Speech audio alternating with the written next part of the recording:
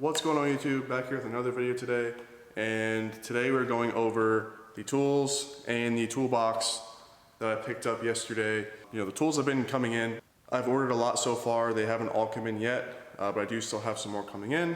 But I have the toolbox here now to put all the tools in.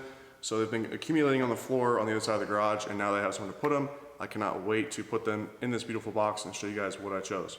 So today will be kind of a little unboxing of the tools I have, why I chose them, who I really looked after to choose them from, which may help a lot of you guys out as well as how I got this box and where I got it from and what kind of deal I got on it. So let's get into it.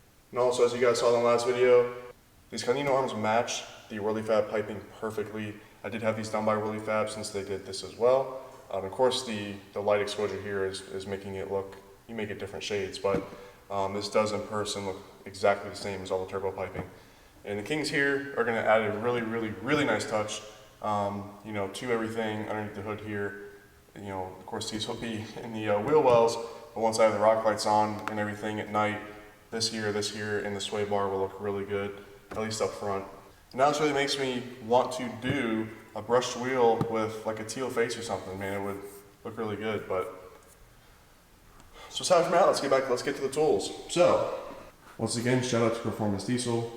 Sick banger there. Definitely, like I mentioned, I'm gonna put it somewhere else. I just haven't decided yet. But I am gonna have a new AC unit in the wall here to cool the garage off. I'm comfortable right now, but once I start actually working and once I start cutting these boxes open and moving around, I start sweating. So having the AC here will be a really nice thing to keep cool. All the vents of air here blowing right on me as I'm working in this general area. So aside from that, once again, back to the tools here. So this is a Snap-on Master Series box. It is a double bank 54-inch box with the hutch and also the power bank top as well. So if you're wondering, no, I did not spend over 10 grand on this. I am not a master diesel technician by any means. However, I was looking at multiple boxes, and this was something that I came across. Found it, of course, used. I got an amazing deal on it, and of course, an amazing box as well. And just to show you guys, even all the stickers on it. A lot of boxes I was looking at that were used, all these stickers would be either dirty or someone tried taking them off or a tool hit it or something and they were damaged. As you can see here, there's no dents, there's no crazy scratches in the box, and all the stickers are perfect. So same thing on this side of the box here, clean as well. Super clean box. Now I will bring you guys through the box here in a second and show you guys all the drawers and how the hutch opens, what that looks like and everything. But just to speak on the box real quick, why I opted to go for a Snap-on box, of course compared to the multiple other boxes that are out there, for various prices. You can spend anywhere from 500 bucks to 10 grand on a toolbox. So when it comes to a toolbox, it's just holding your tools. It's nothing, this isn't going to hold tools 15 times better and make my tools better than sitting in any other box or sitting on the floor. But at the end of the day, when I was looking at boxes, I was looking at getting something, of course, that has decent quality. I wasn't looking for Snap-on quality, but of course I'll get to that in a second. But I was looking for something that had decent quality, and after watching a bunch of videos on YouTube, of course, there's the US General boxes from Harbor Freight, as well as the new Icon boxes, which are in the Snap-on range. So, of course, they're a little bit cheaper, but still really expensive. So, you have the US General boxes, and the Husky boxes are the ones that I was eyeing. I really did like the Husky boxes. I was a fan of the soft close feature, but of course I'll get into that, why I'm not now a fan of it after looking at more boxes and actually testing them. But of course in my house I soft close everything, so I'm like, wow, why wouldn't you want that on your toolbox? So I did like that. I liked how it was all blacked out. It's just like this here, black, there's no chrome on it at all. And I'm not a chrome guy. So I really liked that box. It was a pretty big box, but they were about $900 out the door at Home Depot. So of course, I started looking on Facebook Marketplace, and I kind of ran into a bunch of different toolboxes, and I was looking actually for, someone that bought a Husky that had it for 2 years, rarely ever used it, and wants to sell it now. Because of course, amidst this whole Corona thing going on, I know some people are selling things they wouldn't normally sell to get a couple bucks if they got laid off or furloughed, whatever the case is. So I looked up toolboxes, and of course, everyone is only selling Snap-on, Mac, Matco, everything expensive you can think of on Facebook Marketplace. Anything that's like Craftsman or Husky or anything like that is, you know, either a tool cart or it's really big and it's just trash and full of junk tools that no one wants. And, you know, people just treat it like trash because it's not nice. So that's another thing too, when you're looking for something used. If someone didn't pay much for something, they're most likely not going to take care of it because it's, you know, they know that if they paid $600 for it, in 2 years after you're going through use, it's worth, you know, what, $200 at most. So people treat those things usually like garbage. Not all the time, but usually. So that's all I was seeing, at least local here to me. Of course, I didn't want to travel 2 states away for a toolbox. So I ran into this one. I was looking day after day after day, looking for something, and this one popped up for an amazing price. And I messaged him the same day. I said, hey, I know your price is firm. He was willing to separate the hutch and the bottom box, but the power bank top had to go with the box. And so he did have those 2 separate prices of the lower half and the top half. And I said, hey, consider that bottom half sold, done. I will come get it this weekend, whether it's me or Paul who actually got it for me. We will get this thing, you know, we'll pick it up and I'm getting it essentially. So, you know, we will 100% get it, and I will make sure I pay you for this thing. You know, you want me to send you a deposit now, however I have to do it, but I want this. Consider it sold.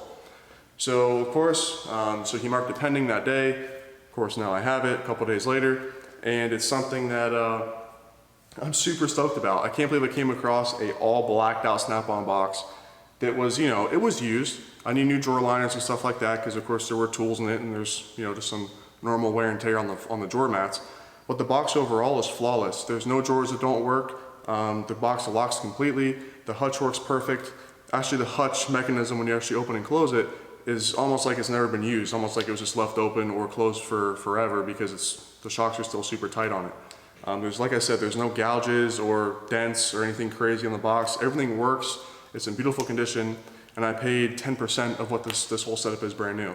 And this whole setup together is, you know, well north of 10K. If you look up the hutch, the power bank top, and the bottom box there as brand new pieces, it's well north of 10K. So, of course, by no means am I looking to spend that much on a box. I didn't plan on it. But when I was looking at the Husky that was $900 from Home Depot, spending a little bit more for something like this that I know is quality, that I could get my money back on in 2 years if I sold it, compared to not getting my money back for a Husky. Not that I plan on selling a box, but if I did, I just think it's smart money sense to pay a little bit more for something that's a lot higher quality, someone took care of, than buying a cheaper made box compared to this from Home Depot. You know, that's nothing special. So, like I said, you don't need a special toolbox. I'm not trying to make it seem like you need to go buy a Snap-on. However, if you can find a deal on a Snap-on that's not much more than a Harbor Freight box, why not? You know, so I don't ever plan on selling this box. I'll probably use it till I die. However, I just think it's smart money sense to buy something that's not really going to lose value, especially what I paid for this. You know, I recommend if you're going to get something that's expensive like this, find a good deal or don't buy it. You know, and that was my motto. I'm like, you know, if I can't get someone to sell it to me for a really good price, I'm not going to get one. It's as simple as that. So with what I paid for this compared to all the other boxes out there, couldn't be happier with my decision. And I'll bring you guys through the box here right now. So here's the hutch. It opens up just like this. I actually, you know, it just stops here. I actually have to push it up because these shocks, you know, are so tight here. As you can see, this is the hutch here. This is the power bank top with the bed liner top on it. And, you know, like I mentioned, it's a Master Series 54-inch double bank box. I'm super happy with this top drawer here. I really wanted a top drawer on a box that I can put my, you know, stand-up sockets on. You know, and as mentioned, I just got in the garage here. I haven't even cleaned this yet, you know, but there's just stuff here and little stains and things. I'm gonna get new drawer liners, but aside from that, I mean, you know, none of this is nicked up. There's no dents here. I mean, this is clean. It's just this is dirty, so just ignore that for now. I do have the power cords here to power the box, because of course for the power bank top, I'll probably use this little stubby here. This plugs into the wall. This plugs into the back of the box, which will then power this top here. Of course, so you don't have to have a 45-foot extension cord. But if you were far away from an outlet, you have that as well. But you know, I have one right behind the box, so that's what I'll use. Now, so getting back to the actual operation of the box. When you slam these doors, which of course, you know, is with a lot of tools in it. I did push a little hard there, but it's fine. It's something that will lock, so you can't just open it right back up. So I'm pulling on it, I can't yank it open. I do like that. So a lot of the cheaper boxes that don't lock like that, you slam the door, it'll bounce back out. So I even watched a video on the icon boxes that are directly competing with Snap-on. There's a guy that made a video where he slams his drawers and they bounce back open. There's nothing more annoying than that. Now the other thing I didn't even think of until I started talking to more people that of course are technicians and use your box every day for a job. They mentioned they didn't like the slow close operation because if you go to shut the box and it gets in that transition of slow closing and you need to grab it open again, it is really annoying to have to yank on it and stop it, mid-close, and it's real tough. And then you end up pulling too hard, and then what happens is you pull it real hard because you're in the middle of that, middle of that soft close operation. You yank on to get it back open, and then it gets past that set point. The box flies open at that point. You stop it with your hand, and then a lot of stuff in your drawers here either tend to fall over or slide around, things like that. So I didn't even think about that. But I am happy to, of course, ask people the right questions, and decide what's best for me. I am someone that does get angry on things when I work and stuff doesn't work right. So, if I'm shutting the door and I'm like, oh, I actually need something back out of that box, I go to grab it. And I grab it while it's soft closing and I open the box real hard and then it flies open and I stop it and stuff falls over, I'll get pissed. So that's something I never even thought of when I was looking at getting a box.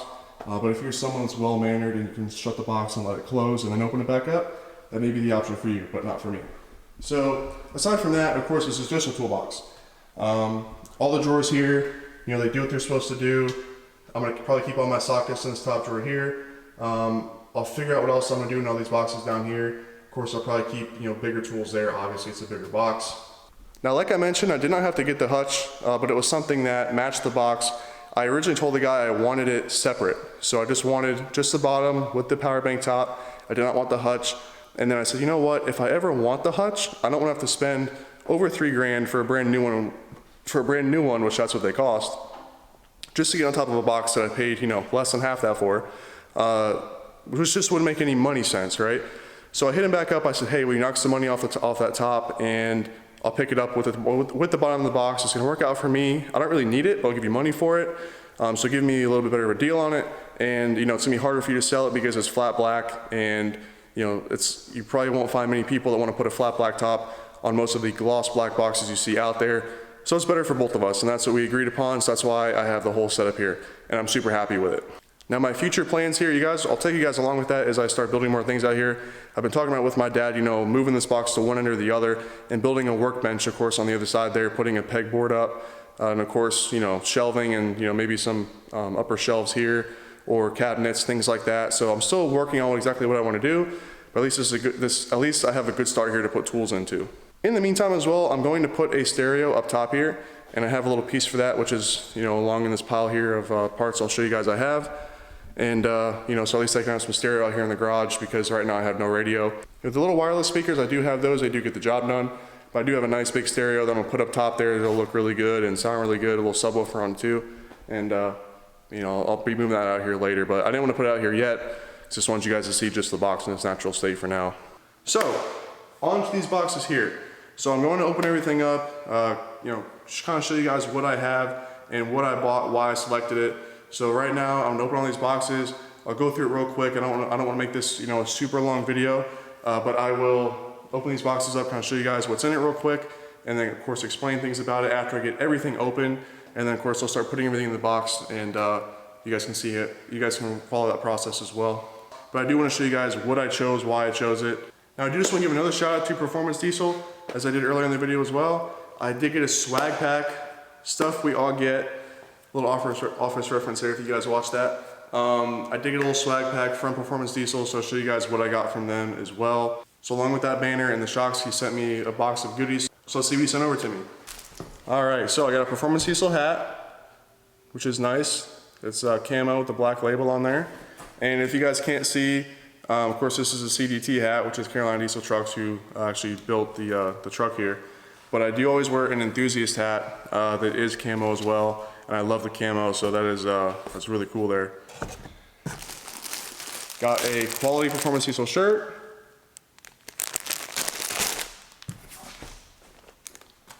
Then I got a couple shirts that are pretty much all the same. So I have a little American flag on the shoulder there, and the back of the shirt here, so you guys can see, spool up or shut up. Pretty cool shirt, flipping you off, little middle finger there. And I have this same shirt, of course in the gray, have it in white, have it in black, and he also did send me a 2020 Duramax doing a burnout. Looks like their shop truck on the, and of course it has the teal letters that say Performance Diesel that matches all the stuff around my hood. Really cool sweatshirt there, and another gray sweatshirt here that has their logo on it. It says Performance Diesel. So really cool there. Thank you guys at Performance Diesel. Thank you, Steven. You know, I love repping companies that you know, care about their customers, and you know, along with, I wear CDT stuff all the time. You know, I wear a lot of Jack stuff, the enthusiast stuff like I'm wearing right now. Of course, this is one of Jack's shirts, you know, which is a nice poly blend, you know, poly and cotton blend, which is really comfortable. I used to always go out and buy clothes, you know, at Hollister and Nike, stuff like that. But now, you know, just not liking to go shopping anymore. You know, I just buy some things off the internet, you know, support. Of course, I bought this shirt to get in for a truck giveaway that Jack does. But I also like to rep the things like from CDT who built the truck, you know, with their hats and their shirts, as well as, you know, Performance Diesel gear as well. You know, of course, when people see the truck, they wonder who's involved with it, and I want to help, of course, spread the names that helped me with it. So thank you once again, Steven. Awesome.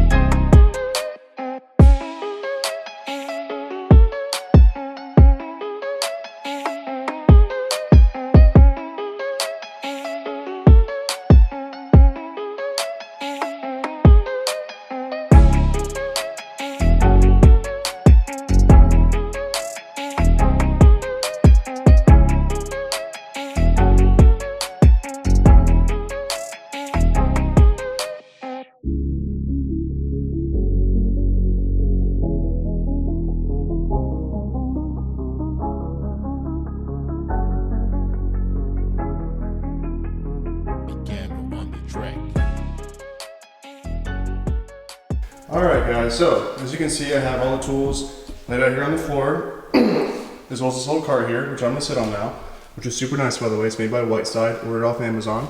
Super nice little cart here. As I mentioned before, by no means am I a master mechanic, however I do like to have the tools I need when I need them, and I do work on multiple things, from the truck to the Trans Am, and of course my fiance's Genesis, and whatever other projects I decide to work on, whether it be my buddy's trucks or cars, or just other projects I have, you know, in the meantime. So I just like, so really I was out to look for, you know, nicer tools. Of course, you know, I really did not want to pay for Snap-on quality tools, even though they are really nice tools. You can find a lot of other tools that are very similar at a very, you know, cost-effective price. And that's what I did here. I went very cost-effective. I didn't spend much more on these than you would pay for, you know, your normal tools you buy at Home Depot. However, you know, you really can't find Tecton tools or Sonex tools, you know, at Home Depot and Lowe's. So just real quick, I'm gonna go through what I have here. I won't make this too long. I'm gonna get everything in the drawer here, but I did go with the Tecton ratchet wrenches here with a swivel head on it, and these are the standard size. This is a standard size, so I am waiting on the metric that has not come in yet. I did get the standard and metric normal open and close end wrenches, which of course I have these holders here for as well. They're also Tecton. Then I went with a sorted array of Tecton screwdrivers, which of course I'll lay out in the screwdriver drawer. I opted for the Knipex Cobra pliers. They are very nice. I'll go over why I went with, you know, these. Of course, there's many other things here here in a second. And of course I got a little holder for the pliers and vice grips and the things that I buy. I did go with something here, you know, mind you, Klein Tools. They do have a good name, not something super expensive, but you can see it's a flush cutter. So I'm used to the Snap-on version of these. I love them. All the ones you buy in Home Depot are not flush cut, that I can find at least. Maybe I'm just not looking in the right spot, but I cannot find a pair of flush cutters without going on a Snap-on truck or, you know, doing research online, and thank God I found these. I didn't want to pay the crazy price for them, but we'll see how these work. I mean, they are They do look pretty clean, but for some reason, the milling marks that are on these two, on this one over here on the right side, is a lot more milled out with the black off of it than this side. So not sure why that is. Maybe it's just, you know, it's just made in a cheaper factory, and it's just a, you know, nothing that's going to be completely perfect looking. But as long as it does the job, that's all I care about. So, oops. So something I'm happy about there. I got a 1/2-inch ratchet. This is also a Tecton ratchet. Nice feel here. Got the nice release, and of course your directional switch there. I got a Milwaukee hammer. That is just a normal hammer. You know, I can use it around the house for nails or whatever the case is. But I needed a hammer for a project this weekend, so I decided to pick that up. And as mentioned, guys, this is not everything I've ordered. I do have more things coming in, which of course I'll go over once they come in as well, and I add them to the toolbox. I have some pry bars here. I have some impact extensions. Those are 1/2-inch there, but for some reason they came out of the box looking like they've been used before. So I'm gonna email Amazon about that because that just looks terrible. I did get the Tecton 1/2-inch impact sockets, metric and standard. I got a Tecton 1/2-inch breaker bar, which I'm really excited to use. Going over here, I got really small Torx screwdrivers. I got really small Torx drivers here. So there are, you know, multiple things, whether it be a small screwdriver, Phillips or flathead or Torx. These will definitely come in handy because I do work on small things like interior pieces, and you need these for that. I got a pair of Milwaukee vice grips, nothing special there. This here is just a cord to plug my phone into the new radio and bring out here that I have in the closet. This is the Milwaukee charger with a battery, of course, on the battery there. I have the M18 Milwaukee 1/2-inch impact driver, and I got the 3/8 as well. I'm gonna get the ratchet at some point, but I'm just gonna see how much I would really use it. I know I use these a good amount, but as far as the impact ratchet, I don't know if I'd use it too often. Like I said, I'm not a daily mechanic, but if I do find myself wishing I had it, I'll pick it up. Then I got a set of the Sunex 3/8 impact sockets and swivels and extensions. Really excited to dig into that.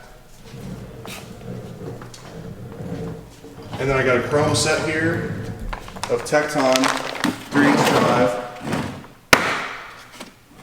metric and standard sockets. Now I do have a 1/2-inch set coming as well. So that's a beautiful setup there. I have the 3/8 breaker bar, you have your swivel here, your U-joint swivel, a 3 and 6-inch extension. I have a Tecton 3/8 ratchet, and of course I have all my deep sockets here, which are standard, and then your shallows, and then all the metric, standard, and shallows as well. And something I want to point out here, something really nice with Tecton, they do not skip any sizes. So your 6, 7, 8, 9, 10, 11, 12, all the way up to 24. So a lot of setups you see go 19, 20, then you have like a 21, 22, 24, you know, or a 20, 22, 24. You never usually see every number from start to finish, and that's what Tecton does, something I'm super happy about. Another reason why I went with them compared to another kit, because you may look at this and say, well, I might spend another 50 bucks on this compared to a Craftsman set. Well, a Craftsman set most likely is going to skip some of these numbers.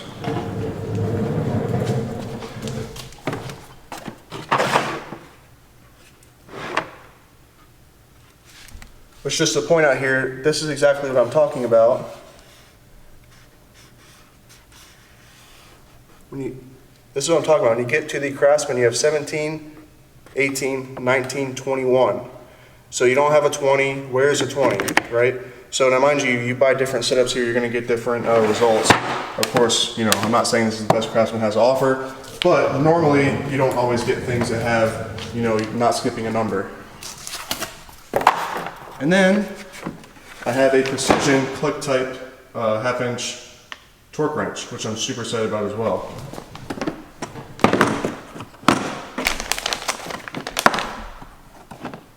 And that is a beautiful tool there. I can't wait to use this.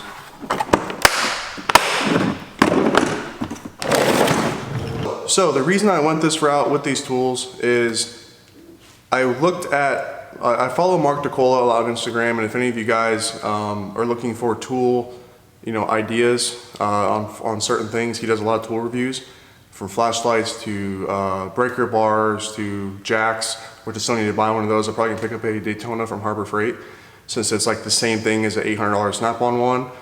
Daytona or Harbor Freight actually got sued for that because Snap-on sued them, saying they made the same one, which, they didn't lose that battle, thank God, but it literally looks like the exact same jack, and it's, I don't know, 12, 15% of the price of the Snap-on, so I'll be picking one of those up.